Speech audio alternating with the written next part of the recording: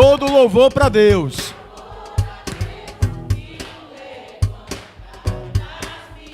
É para quê? Que te pertenço de. Você é do Senhor. Você é do Senhor. Amém? Tem uma palavra que muito me marcou, eu sempre estou repetindo. Tudo que é do Senhor, Deus cuida. Às vezes, a gente se depara com cada situação na vida da gente, difícil, complicada, que nós somos tentados a duvidar desse cuidado de Deus. Essa noite é noite de palavra de vitória. Deus tem uma palavra de vitória para a nossa vida nessa noite. E Ele quer falar exatamente sobre isso. Do quanto Deus cuida da gente. O quão maravilhoso é o cuidado dEle da nossa vida, desde que a gente perceba. É interessante que a gente fica às vezes, estou bem, estou alegre, estou feliz, porque está tudo dando bem na minha vida. Mas quando as coisas estão difíceis, escute, Deus não se afasta da gente. Na dificuldade, Deus não fica longe.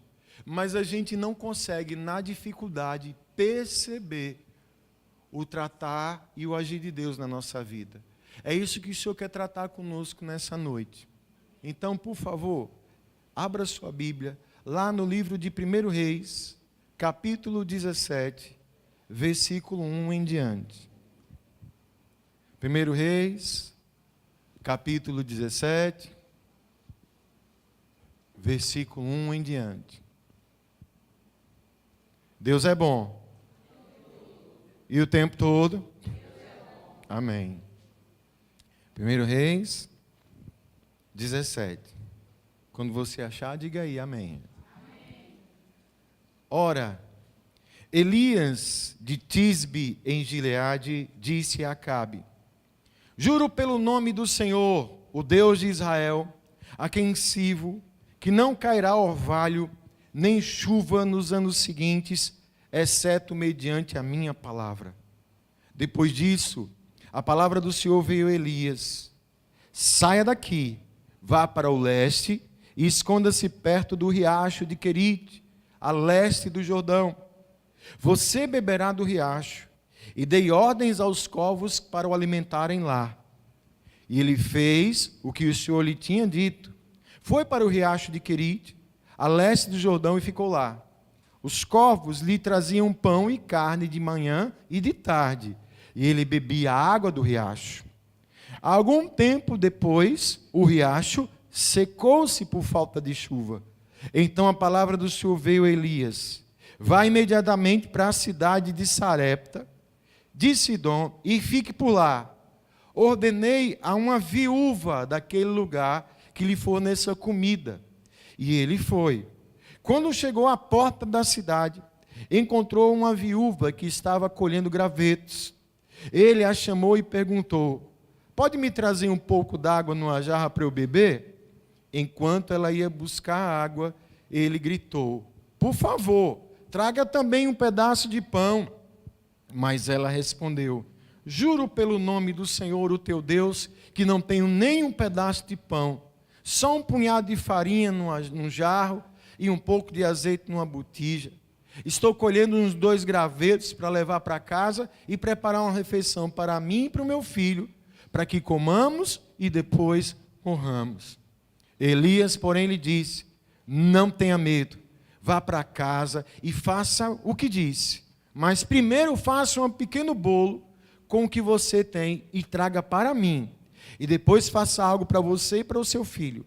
Pois assim diz o Senhor, o Deus de Israel: a farinha na vasilha não se acabará, e o azeite da botija não se secará, até o dia que o Senhor fizer chover sobre a terra. Ela foi e fez conforme Elias lhe dissera. E aconteceu que a comida durou muito tempo para Elias e para a mulher e sua família. Pois a farinha da vasilha não se acabou, e o azeite da botija não se secou, conforme a palavra do Senhor proferida por Elias. Algum tempo depois, o filho da mulher da dona de casa ficou doente, foi piorando e finalmente parou de respirar. E a mulher reclamou a Elias: O que foi que eu te fiz, ó homem de Deus?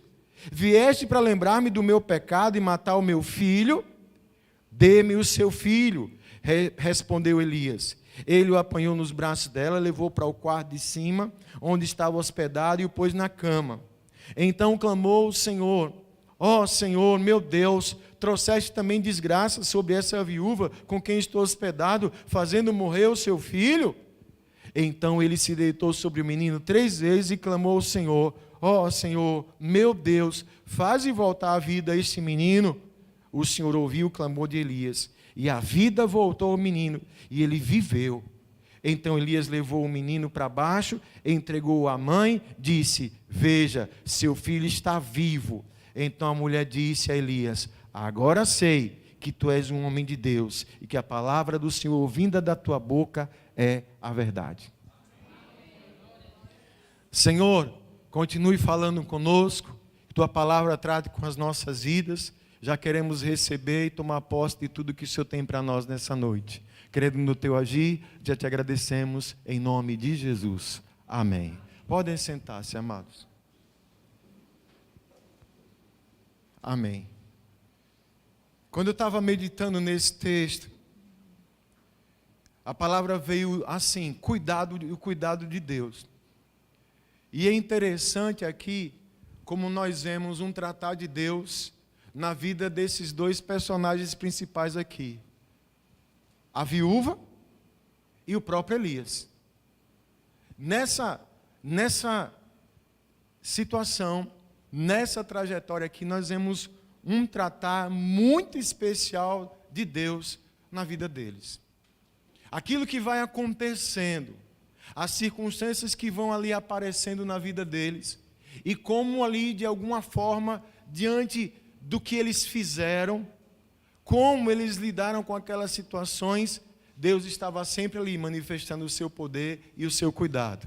Eu quero dizer que Deus está aqui, que Deus está aí na sua casa, cuidando de tudo. Amém?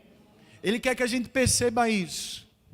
E uma das coisas que mais importa, amados, para que a gente entenda isso, perceba isso, é procurar sempre direcionar o nosso coração, o nosso olhar, para além daquilo que está nos cercando. Você quer ver uma coisa? Quem está com algum problema aí, levanta a mão.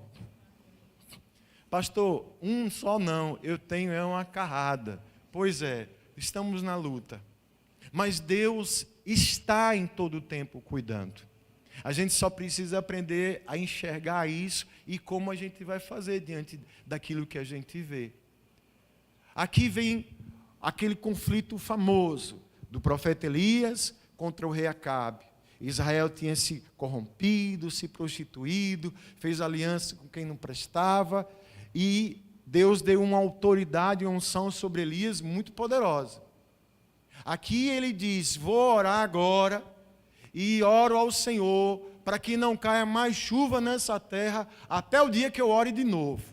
E isso se cumpriu. Quando vem o tempo lá, Elias, ali Deus começa a tratar com Elias: Elias, saia daí agora, tu vai agora para Querite lá, vai ficar perto de um riacho, ó que maravilha, tu vai ficar perto de um riacho, e eu vou mandar corvos para mandar comida para você. Eu fico imaginando, irmão Antônio, a comida que vinha do céu, de manhã e de tarde, ô maravilha! E assim Elias fez. Aí, de manhã, comida garantida, água garantida, alimentação garantida, e detalhe, o restante do povo da nação estava sofrendo com a seca. E aí vem a primeira coisa que o Senhor começa a tratar aqui com Elias e também com a gente.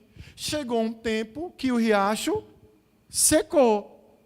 Chegou um tempo que diz assim, ó, acabou. Isso aqui, essa bênção, esse cuidado, esse milagre, já foi, meu irmão, acabou. E aí a gente já traz lição para nós. Deus, muitas vezes, Ele seca o riacho da gente. Ele corta algumas coisas na nossa vida, porque o desejo do Senhor é que eu e você, a gente sempre alcance algo mais, algo maior, algo melhor.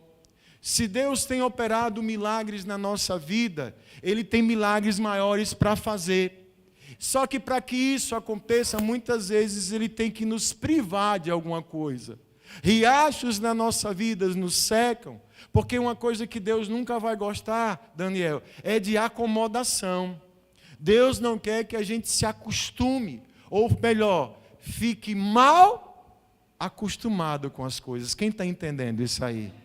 Diz para o irmão que está ao teu lado, meu irmão, às vezes, Deus vai secar o riacho para você se levantar, porque Ele tem mais para fazer na sua vida. Amém? Glória a Deus. Ele sempre coisas maiores.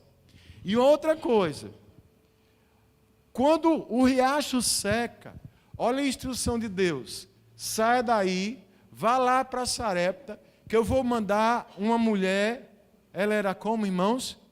Viúva, para fazer o quê? Sustentar Elias. Como assim? Quando a gente vai entender o contexto de uma mulher viúva, nessa época, irmãos, não é como hoje. Não tinha pensão do INSS, Nil. Não tinha ajuda do governo. Não tinha nada. As viúvas, elas eram totalmente dependentes da caridade. Se ela não tivesse um filho maior para poder trabalhar, trazer sustento para dentro de casa, essa mulher vivia debaixo da dependência dos outros, da carência dos outros. E detalhe, estamos falando aqui de um tempo de seca. E Deus diz, vá, que eu vou mandar uma mulher viúva e você vai ser sustentado lá. Olha uma coisa que a gente aprende também com isso. Elias foi, irmão? Foi. Deus, Ele nunca vai se prender às circunstâncias quando Ele quer agir na nossa vida.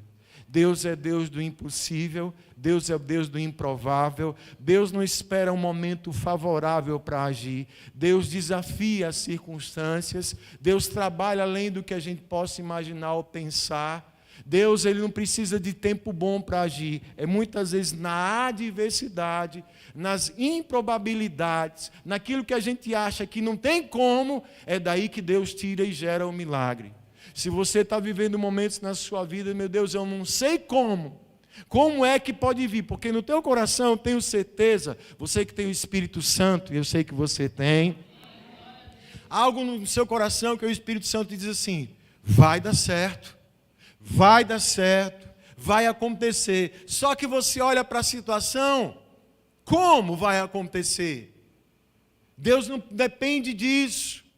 Às vezes a gente tem o costume de dizer assim, eu vou esperar ver se as coisas melhoram um pouquinho, para que eu possa fazer isso na minha vida. Deus não precisa disso não. Quando Deus fala, quando Deus manda, quando Deus direciona, a gente obedece. Quem está entendendo isso aí? Então, Ele não está atrelado a nenhuma circunstância para que Ele possa agir. Elias poderia ter dito, Senhor, a mulher é viúva. Você está mandando eu ir para casa de uma viúva para ela me sustentar? Não, ele sabia, esse Deus que estava aqui comigo, de alguma coisa Ele vai fazer lá. Amém? Quando ele chega lá, qual é a situação? Aquela mulher estava colhendo uns gravetos, e quando Elias chega lá, minha irmã, me arranja um copo d'água, e depois ele acha de trazer, me traga um pedaço de pão também. Qual era o quadro, irmã Ana ali? Ele diz o seguinte, ela disse assim, vive o Senhor, o nosso Deus, que eu não tenho mais nada em casa. Eu estou aqui reunindo uma lenhazinha, lá em casa só tem um pouquinho de azeite e um pouquinho de farinha. Eu vou fazer um bolo para comer com o meu filho e depois a gente vai morrer. Olha a situação. Ela simplesmente, na cabeça dela, diante do que ela via, diante do que ela estava experimentando ali, ela disse, é o fim. Seca, fome, só tinha em casa resto de comida, eu vou comer esse resto de comida com meu filho e a gente vai esperar a morte. E aí Deus, diante dessa palavra, trouxe assim o meu coração e traz assim também para o seu coração. O que para mim e para você pode parecer que é um fim, para Deus é um começo de algo maior, de algo mais poderoso, de um milagre que está prestes a acontecer. Tem horas que o natural da gente, a gente não enxerga uma outra saída. Mas é nessa hora onde não há saída que Deus ele manifesta o seu poder sobre a nossa vida. E aí vem aqui uma coisa muito linda nessa história, falando do cuidado de Deus. Quando Elias ouve isso da mulher, o que ele disse? Minha irmã, faça do mesmo jeito que a senhora disse que ia fazer. Vá, pegue a farinha, pegue o azeite e faça. Mas primeiro, o primeiro bolo que a senhora fizer, o primeiro pedaço traga para mim, e o que sobrar, o outro pedaço, a senhora come com o seu filho, porque vive o Senhor Deus, o nome do Senhor nosso Deus, que enquanto não cair chuva, não vai faltar nem azeite, nem farinha na casa da senhora, se a senhora fizer isso. E aquela mulher fez isso. Ela fez o pão, fez o bolo, e aí, o primeiro pedaço foi para quem? Para Elias. E depois ela comeu. E depois ela viu o azeite e a farinha se multiplicar na casa dela. Sabe por quê, irmãos? Aqui a gente enxerga dois princípios de milagres e da fidelidade, do agir de Deus na nossa vida. A obediência que vem pela fé na palavra de Deus. Elias aqui era o profeta de quem? Do Senhor. O profeta representa o Senhor. O primeiro pedaço foi para quem? Foi para o Senhor. Aquela mulher, mesmo na escassez, mesmo na falta, ela deu a prioridade para o Senhor. O primeiro pedaço é do Senhor. Diante da fidelidade, da obediência ao Senhor, Deus fez com que se cumprisse a sua palavra.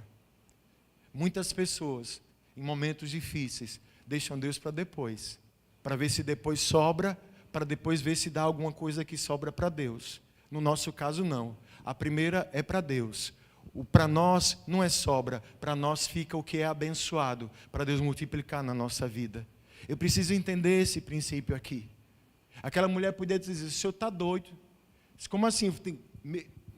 Eu fico imaginando o tamanho desse bolo, Celinha. Como é que foi esse bolo? Primeiro para ele e o resto para nós. Mas exatamente nessa fé, nessa obediência, nessa fidelidade, aquela mulher, ela viu o milagre de Deus acontecer na sua vida. Amém, amados? E vem aqui um outro ponto, amados, para a gente pensar, para a gente refletir, que foi uma das coisas que me chamou a atenção também nessa história. A palavra diz que se cumpriu aquilo que Elias tinha pedido ao Senhor. Não faltou comida. Depois, do nada, o filho da mulher fica doente. E o menino para de respirar. O que é que você entende que acontece quando a gente para de respirar? Morre. O menino morreu. E aquela mulher meio que numa revolta, meu Deus, veio esse homem para minha casa, veio com essa história, agora parece que o quê? Foi os meus pecados, veio essa desgraça da minha vida, viúva, e ela agora estava sem filho. Nisso, ela meio que empurra ali a situação para Elias. E na oração de Elias, a gente percebe o seguinte, que o próprio Elias, ele estava assim questionando também Deus. Senhor, será que por acaso eu vim aqui para trazer desgraça a essa viúva? Será que o que essa mulher estava passando de sofrimento, o Senhor achou pouco? Será que alguma coisa eu deixei de fazer errado aqui, Senhor? Será que foi para isso que eu vim aqui? Para trazer mais um problema para a vida dessa mulher? E ele ali na direção do Senhor, ele ora sobre o menino, ele se coloca sobre o menino, clama a Deus para que a vida volte ao menino, e o menino ressuscita. E aí diante da ressurreição ele vai lá, minha filha, minha irmã, está aqui o seu filho. Aí ela disse, agora eu sei que o Senhor é um profeta de Deus, e que da sua boca só sai a palavra da verdade. Ouça, uma das coisas que passa na vida da gente, quando a gente está no sofrimento, nas lutas, são as dúvidas. A gente começa a duvidar do poder de Deus, a gente começa a duvidar das coisas de Deus, porque as circunstâncias, elas estão muito próximas a gente, nos atingem de uma forma muito forte. Mas todas as vezes que eu abro o meu coração para Deus, que eu apresento minha vida para Deus, escute isso, Deus nunca vai me deixar sem resposta. Deus tem sempre resposta para a nossa vida. O que vimos aqui foi Deus tratando com duas pessoas de uma forma muito especial. Uma mulher viúva, onde aparentemente tudo estava perdido, mas quando essa mulher se colocou em princípios de obediência e fidelidade ao Senhor, Deus honrou a sua fé. E um profeta que estava ali, sofrendo também as consequências daquela situação, inclusive até questionando o seu propósito ali, por que ele estava passando aquilo e por que de alguma forma, será que ele estava trazendo aquele problema? E Deus trouxe a resposta, sempre sinalizando com a sua maior marca, o seu poder, o seu milagre. Escute, Deus tem cuidado de você, Deus tem cuidado da sua vida.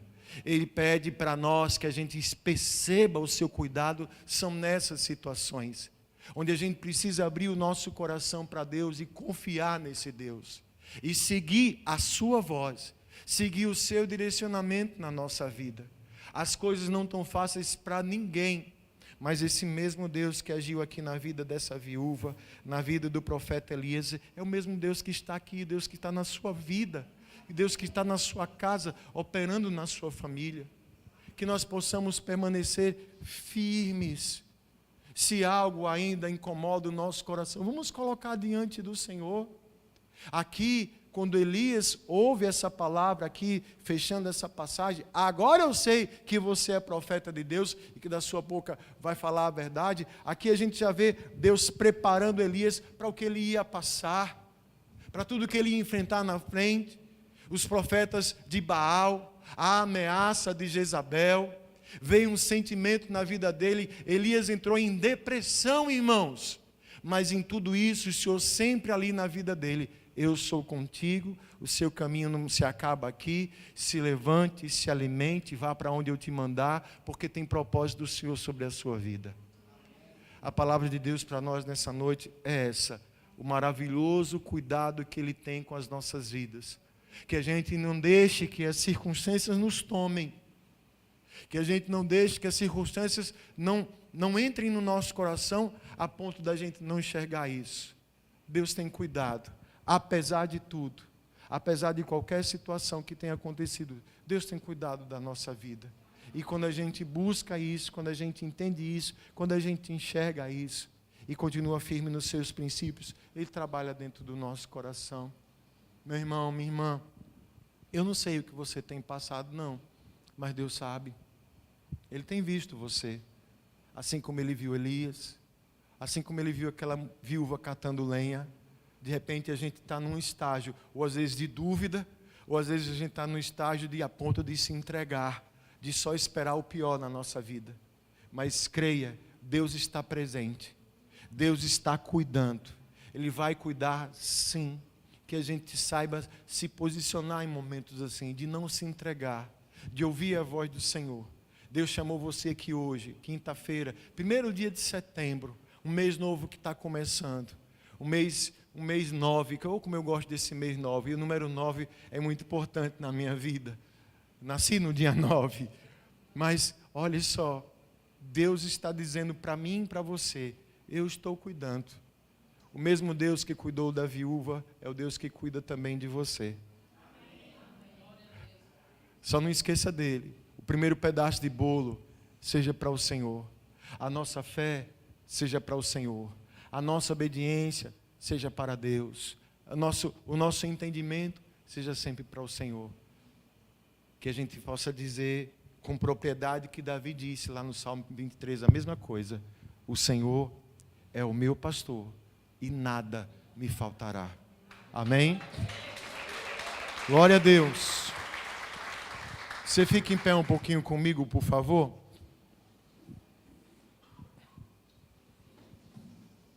Aleluia. Hoje dá para a gente fazer a capela.